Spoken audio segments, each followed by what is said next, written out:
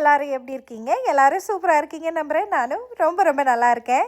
இன்றைக்கி வீடியோவில் நீங்கள் என்ன பார்க்க போகிறீங்க அப்படின்னா, கிறிஸ்மஸ் வரப்போகுது இல்லைங்களா? நான் வந்து வீட்டில் வந்து கிறிஸ்மஸ் டெக்கரேஷன் ஆல்சோ இந்த வீடை க்ளீன் பண்ணுறது எல்லா வேலையுமே பண்ணேன்.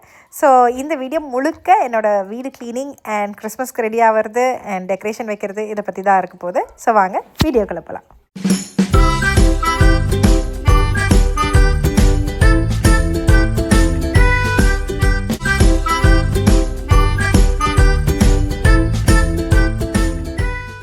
கிறிஸ்மஸ் ட்ரீயை எடுத்து வச்சோம் அப்படின்னாலே கிறிஸ்மஸ் வந்தாச்சு அப்படின்னு அர்த்தம். அதனால் ஃபஸ்ட்டு நாங்கள் கிறிஸ்மஸ் ட்ரீ வச்சு தான் ஆரம்பிப்போம்னு வைங்களேன். அது முடிச்சதுக்கப்புறமா என் வீட்டுக்காரரும் பாப்குட்டியும் சேர்ந்து வெளியே வந்து இந்த இடத்துல எல்லாம் கொஞ்சம் கிறிஸ்மஸ் டெக்கரேஷன் வைப்போம்.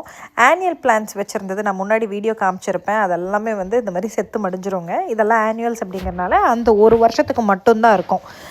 ஒரு வருஷம் ஃபுல்லாக பூக்கும். அது முடிஞ்சால் அந்த வின்டர் ஃப்ராஸ்ட் ஹிட் ஆனோடனே செத்துரும் பாருங்கள்.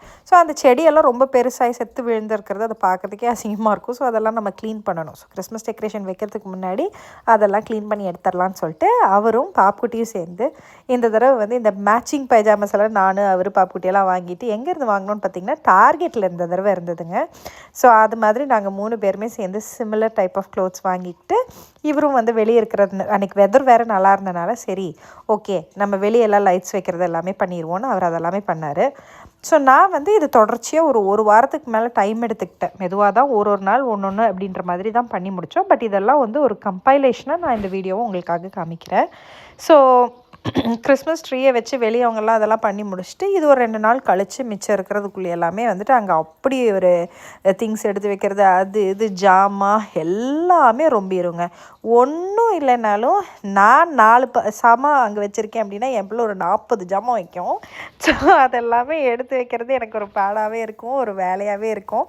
பட் அதே மாதிரி தான். ஸோ எல்லாமே அதெல்லாம் எடுத்து க்ளீன் பண்ணிவிட்டு சரி ஒரு வேக்யூமே ஒன்று போட்டுருவோம், மொத்தமாக க்ளீன் பண்ணி எடுத்துருவோம். யூஸ்வலாக நான் முன்னாடியெல்லாம் எப்படி பண்ணிகிட்டு இருந்தேன்னா ஒரு ஃபுல் வீடு க்ளீன் பண்ணுவேங்க. மேலேருந்து கீழே வரைக்கும் மொத்தமாக க்ளீன் பண்ணிவிட்டு அதுக்கப்புறமா கிறிஸ்மஸ் டெக்கரேஷன் வச்சதுக்கப்புறமா இன்னும் அந்த டப்பாலிருந்து ஜிகினா அது இது தூள் துணக்கைன்னு எல்லாதாவது இருக்கும். அதெல்லாம் திரும்பவும் க்ளீன் பண்ணுவேன். இது என்னடா பைத்தியக்காரத்தனமாக இருக்குது, யாரா இந்த மாதிரி டபுள் வேலை பண்ணுறது அப்படின்னு சொல்லிட்டு இப்போல்லாம் என்ன பண்ணுறதுன்னா க்ளீன் பண்ணுறது அப்படியே டெக்கரேஷன் வைக்கிறது, அப்பப்போ க்ளீன் பண்ணுறது, அப்பப்போ பண்ணுறது, அப்படி அந்த மாதிரி பண்ண ஆரம்பிச்சிட்டேன். மொத்தமாக ஒரே ஐடியா க்ளீன் பண்ணி மொத்தமாக அந்த மாதிரி பண்ணுறதை விட்டுட்டேங்க. ஸோ இதுதான் என்னோடய பெரிய பாக்ஸ்லேருந்து வந்து எடுத்ததுக்கப்புறமா ஆல்ட்ரு ஸ்பேஸில் ஃபஸ்ட்டு வந்து என்னோடய ரீத்தெல்லாம் வச்சு பண்ணுவோம் அப்படின்னு ஒரு க்ளோராக்ஸ் வைப் எடுத்து ஓரளவுக்கெல்லாம் க்ளீன் பண்ணி எல்லாம் தொடச்சி முடிச்சுட்டு அந்த கேண்டில் ஸ்டாண்ட் இந்த தடவை வந்து நான் வந்து ஒரு கார்வ்ட் கேண்டில் வந்து கிறிஸ்மஸ் தீமில் வேணும் அப்படின்னு சொல்லிட்டு நான் தேடாத கடையே இல்லைங்க. நான் கிட்டத்தட்ட கிறிஸ்மஸ் டெக்கரேஷன் வந்து இங்கெல்லாம் வந்து ஜூலை 6 எல்லாமே வைக்க ஆரம்பிச்சிருவாங்க. ஜூலை கடைசி ஆகஸ்ட் பிகினிங்குள்ளே எல்லாமே வைக்க ஆரம்பிச்சு அப்பத்துலேருந்து தேடி இந்த வருஷம் என்னமோ எனக்கு வந்து அந்த ஒரு நல்ல ஒரு அழகான கார்வ்ட் பியூட்டிஃபுல் கிறிஸ்மஸ் தீம்டாக இருக்கிற மாதிரி கேண்டில்ஸ் ஆர்டரில் வைக்கிறதுக்கு எனக்கு கிடைக்கவே இல்லை. ஸோ கடைசி வரைக்கும் உண்மையாக சொல்லணுன்னா நான் இந்த வருஷம் வைக்கவே இல்லை. நான் பேசாமல் அந்த ஸ்ப்ரிங்கோட இதில் வந்து நான் எப்போவுமே பை டிஃபால்ட் ஆல்டரில் வந்து ஒரு டைப் ஆஃப் கேண்டில் ஒயிட் கலரில் கார்வ்ட் கேண்டில் வச்சுருப்பேன். அதையே கொண்டு வந்து வச்சுருக்கலாம் அப்படின்னு பார்த்தா அந்த பாக்ஸ் எல்லாமே நான் பேக் பண்ணி உள்ளே வச்சுட்டேங்க. இனி அடுத்த ஸ்ப்ரிங்கில் தான் அதை எடுப்பேன். இனி சரி போய் தொலைது அப்படின்னு சொல்லிட்டு விட்டுட்டேன் நான் கடைசியில். பட் ஆல்டரில் வந்துட்டு இந்த ரீத் எப்போவுமே வைப்பேன். அண்ட் அதில் ஒரு லைட்டட் வேறுங்க. ஸோ லைட் போட்டோம்னா அது நல்லாயிருக்கும். ஸோ அதுதான் ஃபஸ்ட்டு வச்சு ஆரம்பித்தேன் பாருங்கள். அடுத்தது பார்த்திங்கன்னா நான் வந்து ஒரு கேண்டில் வைப்பேங்க. இது கேண்டில் மாதிரி ஓகேங்களா. அங்கே ஒரு குட்டி ஸ்டாண்ட் வச்சுட்டு இந்த கேண்டில் மாதிரி வச்சோம் அப்படின்னா அது லாஸ்ட்டில் காமிக்கிற இப்போ செட்டப் தான் இதெல்லாம் வைக்கிறதெல்லாம் தான். ஸோ இதுதான் நான் சொல்கிறேன். இந்த கிறிஸ்மஸ் ட்ரீக்கு பக்கத்துலேயே அந்த கேண்டிலையும் வைப்பேன். பட் இந்த குட்டி கிறிஸ்மஸ் ட்ரீ அந்த ஆல்டர் ஸ்பேஸில் வச்சதுனுடையது இதெல்லாம் வந்து ஆக்சுவலாக இது என்னோடய ஃப்ரெண்டு ஆர்த்தி கொடுத்துருந்து எவ்வளோ அழகாக இருக்குது பாருங்களேன் அந்த பேர்ட்ஸு. இதெல்லாம் லாஸ்ட்டில் நான் உங்களுக்கு காமிக்கிறேன் சரிங்களா, எப்படி வந்து ஓவராலாக டெக்கரேஷன் பண்ணி எப்படி லைட் ஆன் பண்ணா இருக்கும்னு. கிறிஸ்மஸ்க்கு வந்து கிறிஸ்மஸ் கிச்சன் டவல்ஸு பவுலு எல்லாத்தையுமே கூட நான் வந்து கிறிஸ்மஸ் தீமில் வைக்கிறதுக்கு ட்ரை பண்ணுவேன். ஸோ பழைய பவுல்ஸு இல்லாட்டினா இந்த மாதிரி கிளாஸஸ்ஸு இது எல்லாத்தையுமே தூக்கி உள்ளே வச்சுட்டு என்னோடய உள்ளுக்க இருக்கிற கிறிஸ்மஸ் தீம்லாம் இருக்கிற கிளாஸஸ் எல்லாத்தையுமே தூக்கி வெளியே வைப்பேன். ஸோ இந்த பாக்ஸ்லேயே போட்டு அதை மெயின்டைன் பண்ணிக்கிறேன் அப்படிங்கிறனால அது வந்து கேடு வராமல் அது நல்லாவே இருக்குதுன்னு வச்சுக்கோங்களேன். ஸோ நீங்களுமே அந்த மாதிரி ஏதாவது பண்ணணும் அப்படின்னு ஆசைப்பட்டீங்கன்னா என்னை பொறுத்த வரைக்கும் அந்த பாக்ஸ் எல்லாம் தூக்கி வீசிடாமல் அந்த பாக்ஸ்க்குள்ளேயே பழையது உள்ளே வச்சுக்கிட்டு இந்த மாதிரி எடுத்து வச்சுக்கிட்டிங்கன்னா உங்களுக்கு வந்து இன்னும் பெட்டராக இருக்கும். லைக் நம்ம வந்து அதை எங்கே வச்சோமோ எது வச்சோமோன்னு இல்லாமல் இல்லாட்டினா தூசி பிடிச்சி ஒரு மாதிரி ஆகாமையோ உடையாமையோ எல்லாம் சேஃபாக வச்சுக்கலாம். அடுத்தது சரிடா கிறிஸ்மஸ் ட்ரீ அப்படி டெக்கரேஷன் பண்ணுவோன்னு எல்லாத்தையுமே வைக்க ஆரம்பித்தேன். அதை முடிச்சுட்டு இது வந்து இன்னொரு நாள் இந்த நெக்ஸ்ட் டே அன்றைக்கி வந்து முன்னாடி நாளே எனக்கு சமைக்கிற வேலையெல்லாம் நிறையாவே முடிஞ்சிருச்சு. ஸோ எச்சாவெல்லாம் இருந்தது. நான் எல்லாமே சமைச்சு வச்சு எல்லாம் ரெடி பண்ணி வேலை முடிஞ்சதுக்கப்புறமா சரி ஃபைனலாக நல்லா பல நீ தொடச்சிருவோம் அப்படின்னு கிச்சன் துடைக்கிறதுக்கு அப்படின்னு வந்தாங்க. கிச்சன் வேலை அப்படிங்கிறது கொஞ்சம் ஒரு பெரிய வேலை எனக்கு எப்போவுமே வந்து. ஸோ சமைச்செல்லாம் முடிச்சுட்டு அந்த வேலை பாத்திரங்கள் எல்லாம் கழுவி டிஷ் வாஷில் தள்ளினதுக்கப்புறமா தான் வந்து எனக்கு கவுண்டர் டாப்ஸ் க்ளீனிங்கு எல்லாமே வரும். ஸோ அதனால் கவுண்டர் டாப் க்ளீனிங்கு இதெல்லாமே பண்ணிவிட்டு அந்த மாதிரி டெக்கரேஷனை சைடில் வைக்க ஆரம்பித்தேன். அண்ட் நான் யூஸ் பண்ணிகிட்ருக்கிறது மல்டிபர்பஸ் க்ளீனருங்க. ஸோ அதை யூஸ் பண்ணி நான் இந்த மாதிரி ஸ்டவ்வையும் கவுண்டர் டாப்ஸும் எல்லாத்தையுமே வைப்பேன். இந்த தடவை என்ன ஆயிடுச்சுன்னு பார்த்திங்கன்னா யூஸ்வலாக வந்து இந்த சக்கரை டப்பாவை வந்து ஒரு சாண்டாவோட டப்பாவை தான் வைப்பேன். சாண்டாவோட மூடி வந்து உடஞ்சிருந்ததா, ஸோ அதை ஒட்டுறதுக்காக வச்சுருக்கேன். ஸோ அதை இந்த இதில் நான் காமிக்கல. ஆக்சுவலாக இந்த வீடியோ எடிட்டிங் முடிஞ்சிடும், ஆனால் இதில் காமிக்கல ஆக்சுவலாக. ஸோ நான் சரி கவுண்டர் டாப் எல்லாம் க்ளீன் பண்ணி முடிச்சிடலாம், நல்லா பலன்னு தொடச்செடுத்தோம்னு வைங்களேன், சூப்பர் ஆயிரும்.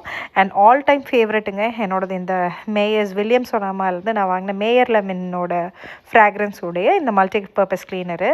சும்மா ஒரு 1/4 கப்பு அது இந்த பாட்டிலில் ஊற்றிட்டு மிச்சது ஃபுல்லாக வந்து தண்ணியை ஊற்றி ரொப்பிடணும் பார்த்துக்கோங்க. இது வந்து ஆல்மோஸ்ட் எனி சர்ஃபஸில் க்ளீன் பண்ணும். நான் வந்து ஹார்ட்வுட் ஃப்ளோரில் மட்டும்தான் இதை யூஸ் பண்ணி க்ளீன் பண்ணல. ஆனால் மெஜாரிட்டி பாக்கி எல்லாத்துலேயுமே இந்த மல்டிபர்பஸ் க்ளீனர் யூஸ் பண்ணுவேன்.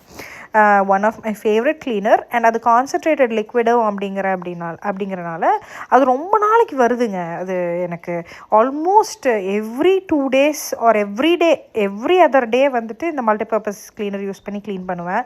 அண்டு சாதாரணமாக துடைக்கிறதுனா சும்மா ஈரம் பண்ணி துணியோ ஒரு டிஷ்யூவோ துணியோ வச்சு துடைக்கிறது இல்லாமல் எனக்கு மேண்டேட்ரியாக ஏதாவது க்ளீனர் போட்டு துடைக்கணும் அப்படின்னு பார்த்தீங்கன்னா நான் எவ்ரி 2 days ஒன்ஸாவது பண்ணுறேன். அந்த ஒரு மல்டிபர்பஸ் க்ளீனர் ஒரு பாட்டில் வாங்கி அது 2 வருஷத்துக்கு மேலே ஆக போகுதுன்னு நினைக்கிறேன்.